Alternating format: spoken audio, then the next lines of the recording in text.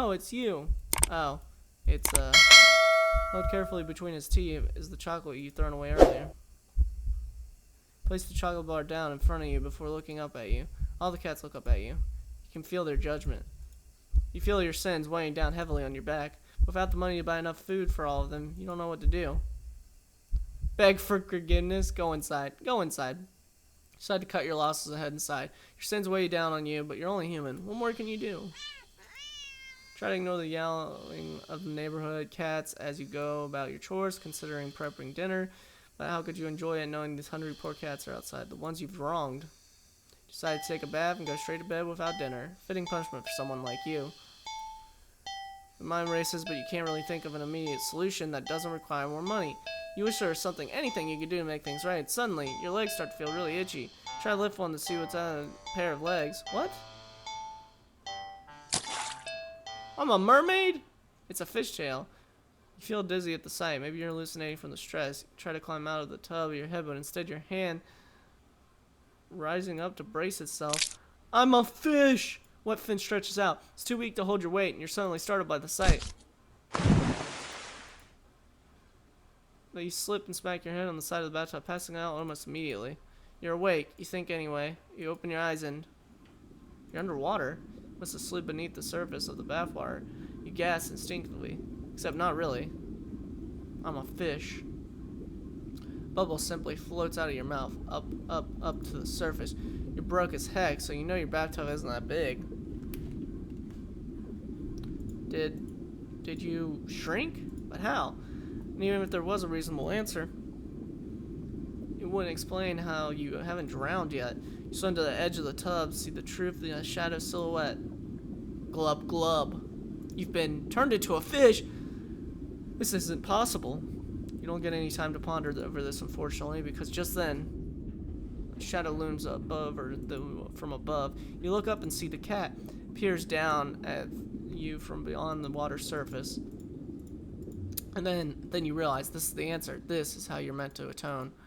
With a heavy heart, you swim up to the surface. Cat scoops you up, tossing you out of the tub onto the bathroom tiles.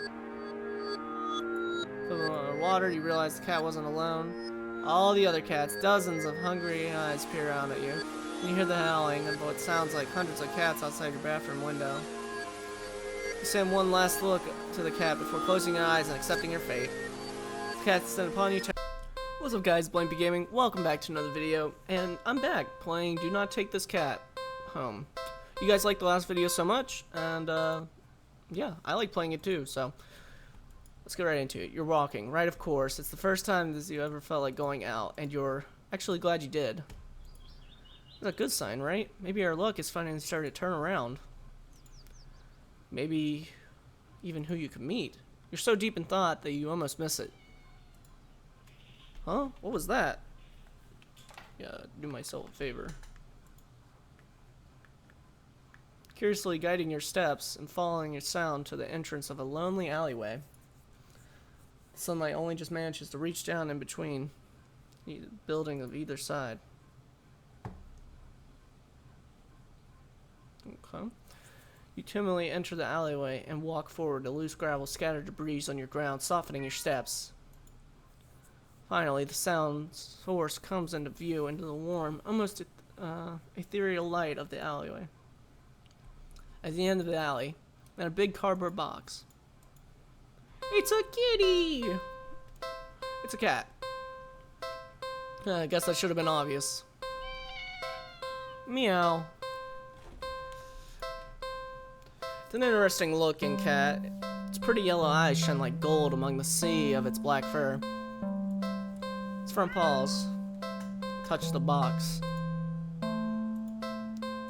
So, you look so familiar, right?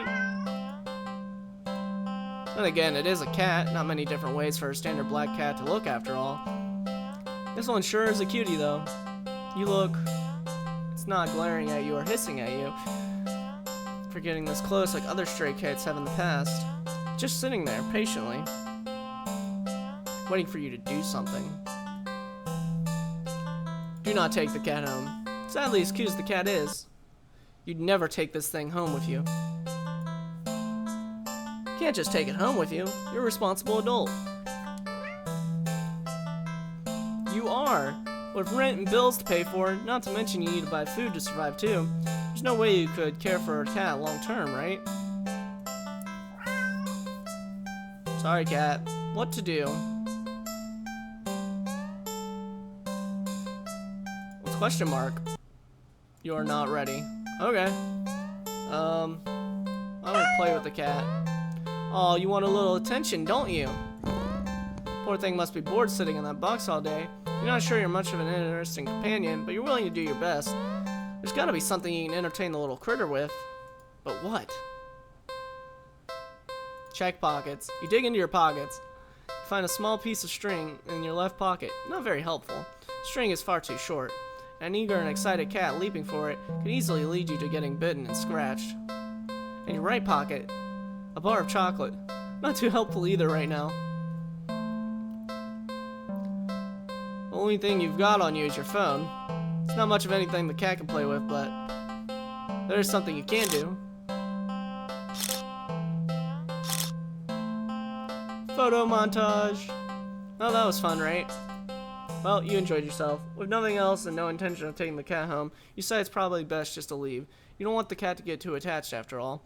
At least you'll have some memories to take with you. Okay, see you around, I guess. Good luck. Okay. Bye. Turn and walk away. Bzz. Oh, phone just got a message. You open it up and... What? Aren't I a cutie? It's a picture of the familiar-looking cat, huh? The cat does look cute and happier in the picture, but it's not a picture you recognize. What the heck did I... You didn't take this picture. Peek over your shoulder at the cat. The cat is simply looking at you. No. It mews sadly as it is pleading you to come back. Get out of the alley. You ignore the cat and briskly walk out of the alley without another look. No, I know what that thinks. Phew, that was weird. You're a good distance away when... Not again. You reluctantly look at the new message and... Don't ignore me. Creeped out, you decide just to go home. I know you're seeing these. Come back. Come back. Come back. Come back. Okay. What a nice smile you have.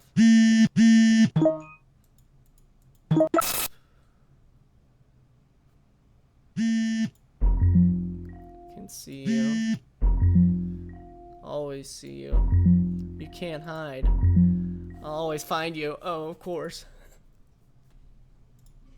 Your eyes dart around nervously, certain that you're being followed.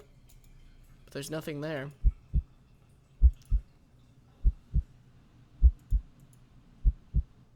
Finally home. You rush to the bathroom, slam the door behind you. Everything's okay. This isn't real. Just a bad dream. Everything's okay. You fumble in the dark to turn on the sink and splash your face with cold water, hoping it will calm your mind. It's not the hallucinations, because that's all they are, right? Hallucinations? You're really regretting leaving home today.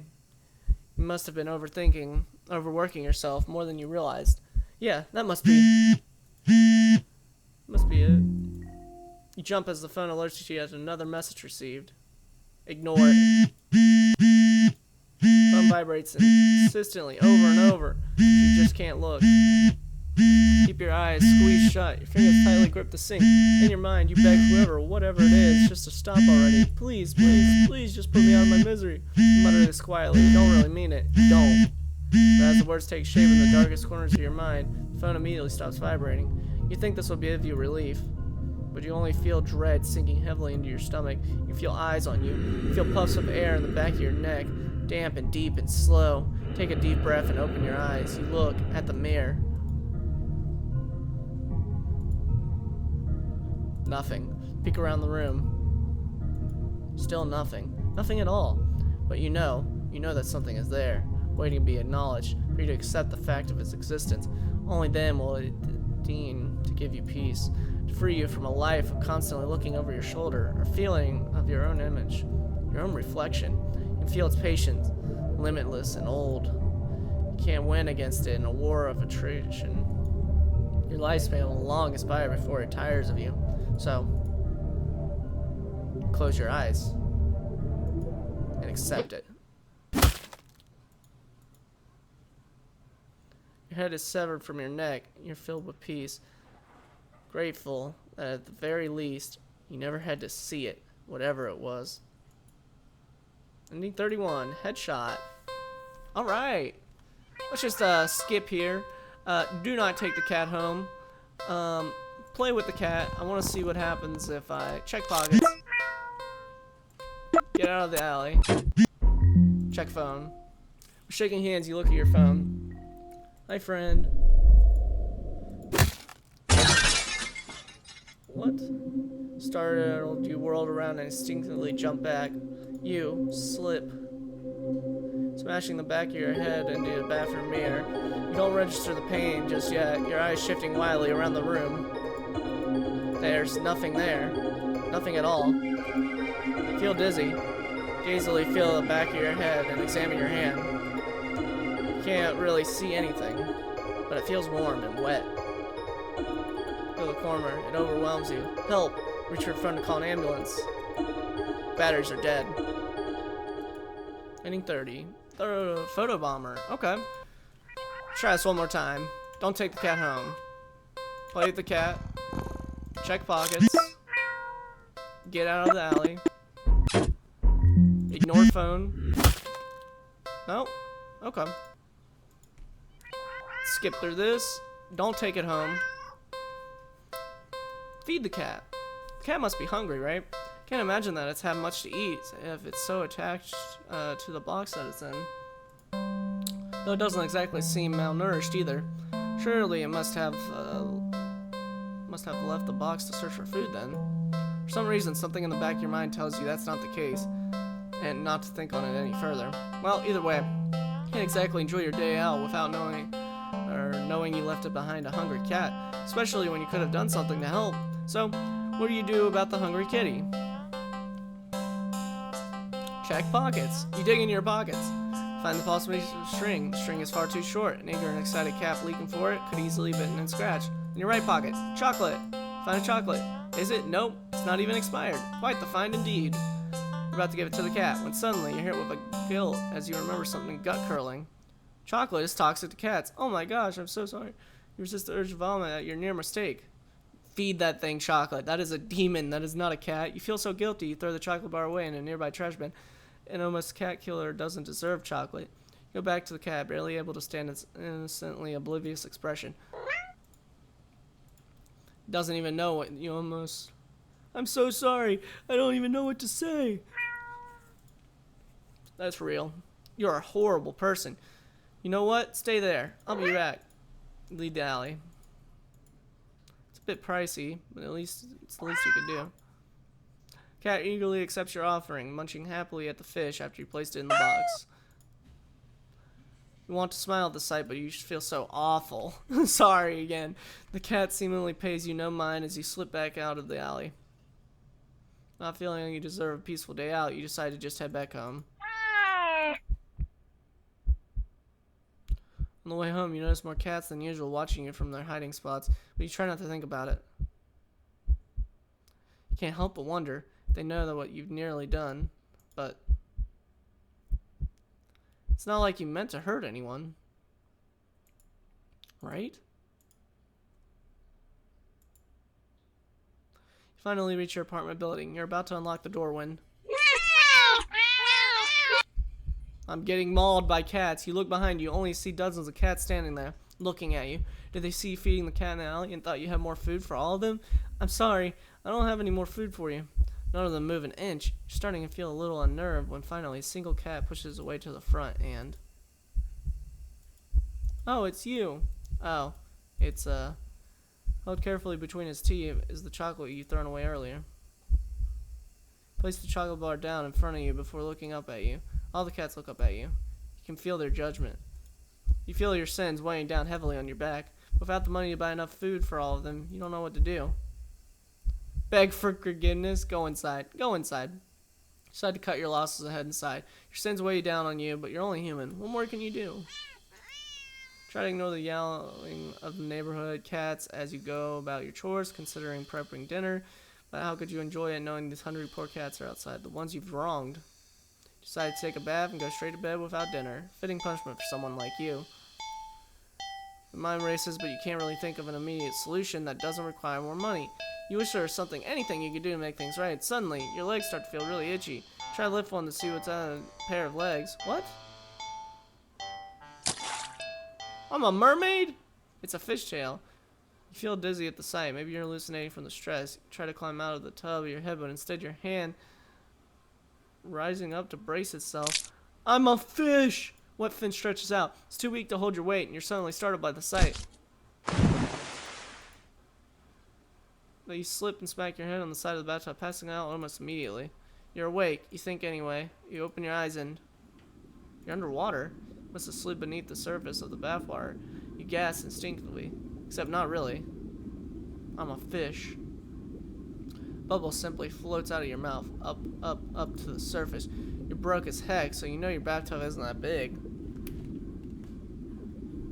Did you shrink? But how? And even if there was a reasonable answer, it wouldn't explain how you haven't drowned yet. You swim to the edge of the tub, see the truth in a shadow silhouette. Glub glub. You've been turned into a fish. This isn't possible. You don't get any time to ponder over this, unfortunately, because just then, a shadow looms from above. You look up and see the cat peers down at you from beyond the water surface. And then you realize this is the answer. This is how you're meant to atone. With a heavy heart, you swim up to the surface. Cat scoops you up, tossing you out of the tub onto the bathroom tiles. Under water, you realize the cat wasn't alone. All the other cats, dozens of hungry eyes peer around at you. And you hear the howling and what sounds like hundreds of cats outside your bathroom window. You send one last look to the cat before closing your eyes and accepting your fate. The cat descends upon you, tearing at your flesh. You find yourself mourning the fact you're not even big enough to feed them all. Even in the end, you couldn't properly atone.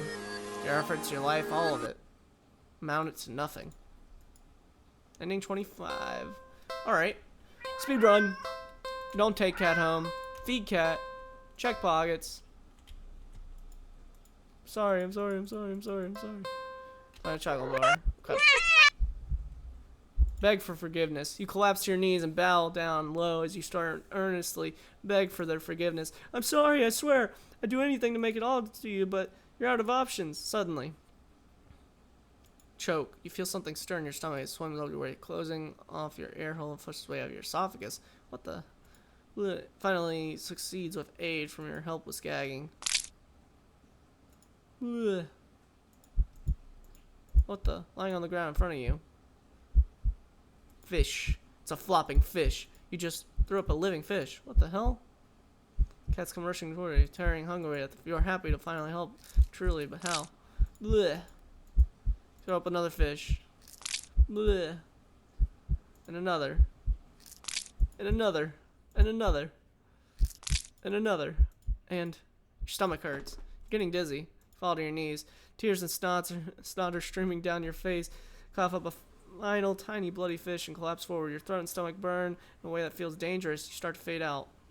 Did I live? Despite the pain, you strangely feel more of a sense of hopeful pride. You've made up for your disgusting actions. That you've been forgiven. Let's go! Did I get the good ending? The sound of happy cats munching away at their fish fills your ears. Then,